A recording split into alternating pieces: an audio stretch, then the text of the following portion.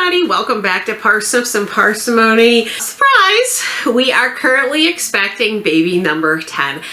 I've gotten a lot of questions surrounding this entire pregnancy, and so today's video will hopefully answer some of those questions and get you up to speed on what's happening here with our family. So as many of you know, we had Hannah back in 2022. I was almost 40 years old and I thought we were going to be done with children. I assumed incorrectly that she was going to be our last child. A lot of people ask, are you excited about this one? Yes, we are very excited to have one more. It was an unexpected blessing and one I am so thankful for. I am currently 27 weeks pregnant, so we are in the third trimester. If you guys watch Charity's channel, A Loop and a Hook, I'll put her channel down below. You will also know that she too is expecting. And a fun fact, our due dates are 10 days apart. No, it was not planned. If you've ever watched the movies from the 90s, Steve Martin, Father of the Bride 2, this is a classic Father of the Bride moment. And it's been full of memories, and we've had a lot of good times with both of our pregnancies. A lot of things have changed in our life. You know that Charity is married. John has a full-time job. He purchased his home. We're almost 2 years into him purchasing his own home. Peter has graduated, and the dynamics of our family have changed a lot over the past 3 years. So getting back into this baby mindset has been a little challenging, because we were doing things, the kids had more activities and we were just doing a lot of things. I'm a caregiver now for a friend. So life has changed. This pregnancy's been different in a lot of ways. The morning sickness, almost no morning sickness this time, which was a strange thing. It made me worried, you know, is this normal? But I had 1 week. It was week 7 to 8 where I felt not so great. I didn't want to eat. But other than that, no morning sickness. A little lull of energy, but not that much. But then around 11 or 12 weeks, I believe it was around 11 or 12 weeks, I developed a significant rash. And it took us about 3 weeks to finally determine what that rash was. And it turns out that I had Lyme disease. I do not remember being bitten by any tick this year. I had 2 dead ticks on me, but they had never bit me. And I'm really a sensitive person about knowing when I've been bit. There's part of me that wonders if Lyme disease was laying dormant, and then when I got pregnant, that my immune system went down for the pregnancy and it allowed the Lyme disease to spread, because last year I ended up having many tick bites. I'm in the garden. You guys have watched my channel. You know that I'm always outside. And this ticks are unfortunately a curse of me being outside. 2 years ago I had anaplasmosis. So last year I remember I had some joint pain.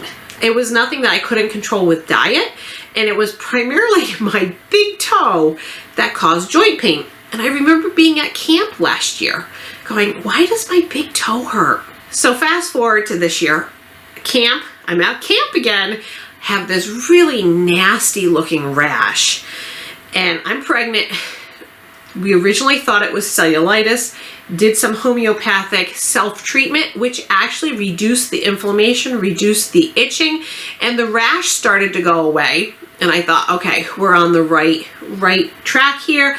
We're just gonna go with it. And then I stopped treating it, because as with like cellulitis, once you start healing, usually your body continues to heal. So I slowed and backed off my homeopathic treatment, and then the rash got worse.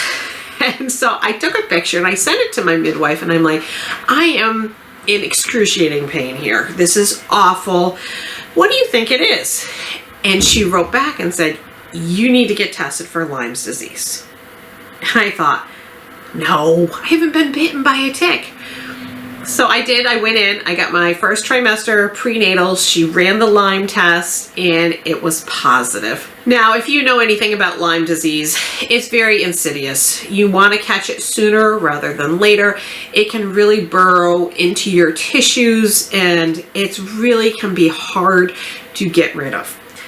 Being pregnant makes that even worse because there's not many antibiotics that you can take when you're pregnant that are suitable for Lyme disease. And there's not a whole ton of data that I could find on safe homeopathic treatments when you're pregnant in the first trimester. So it left me with not a lot of options. After determining which medications I can and cannot take, with the help of my midwife and my pharmacist, we were able to come up with a plan.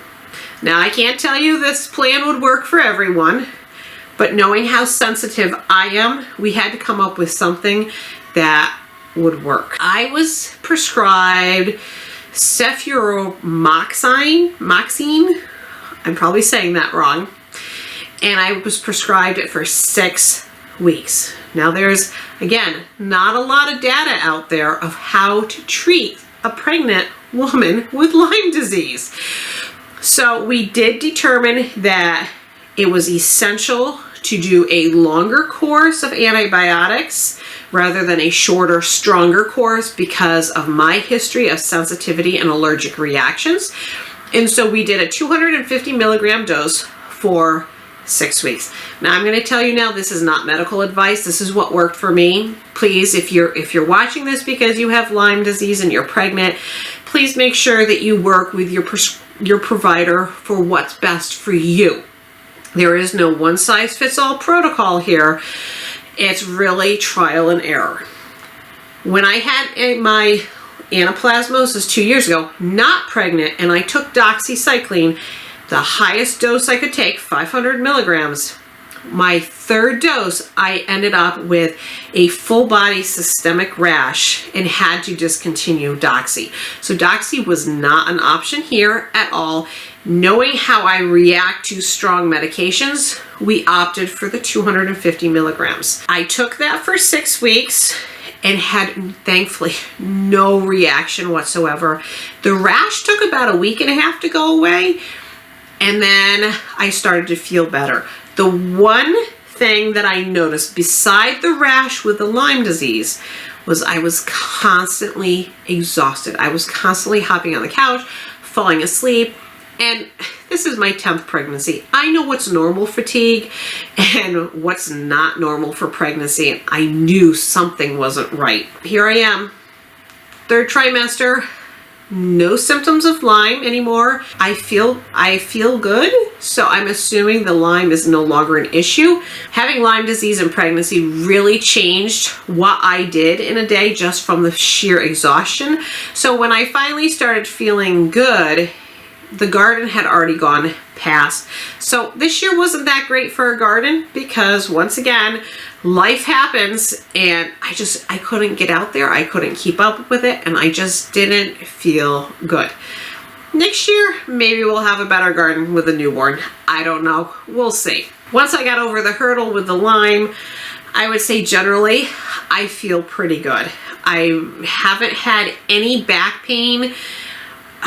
Really no pain at all, and I attribute that to one change that I made this year. Earlier this year, my mom gave me a gift of being able to go with her to her personal trainer once a week, and I started doing that before I became pregnant, and I've continued throughout my pregnancy.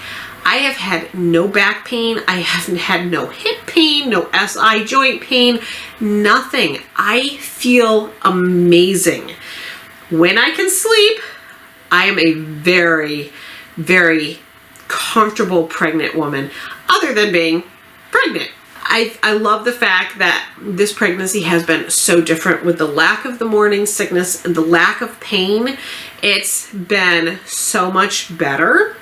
The Lyme disease was the only issue right in the middle that made life a little bit challenging, But during that time, my older girls were able to step up and help with some of the meal prep and make sure the house kept running while I was just feeling a little bit on the slower side. We are still planning on a home birth. However, at my 20-week ultrasound, the ultrasound showed a possible placenta previa. I have to go back at 32 weeks for a rescan to see if that placenta has moved. Now, 90% of the time, placenta previa does resolve on its own.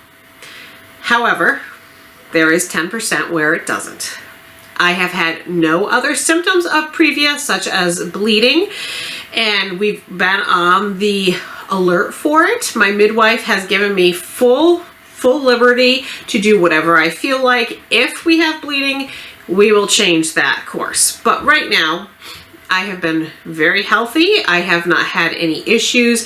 And when we go in for 32 weeks, we are hoping the placenta previa has moved and will not be an issue for a normal vaginal delivery. If it has not moved, we will be planning for a scheduled C-section, which would be new to me. As you guys know, I've had 6 home births. Yes, 6 home births. This would be my 7th.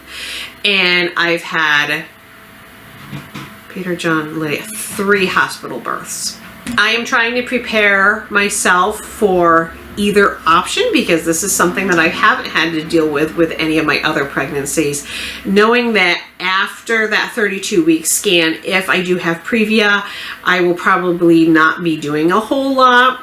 And I'm trying to make sure that I have everything ready for the baby. So I have the bassinet all set up in my room, starting that process of going through the baby clothes, making sure I have everything situated, all of my household in order, so Art can keep things going while I'm on the while I'm not doing a whole lot for the end of pregnancy. But I think that's the update. If you don't follow me on Instagram and Facebook, those are the places where I update more regularly. If you want to stay more up to date on what's happening, be sure to follow me on Instagram and Facebook.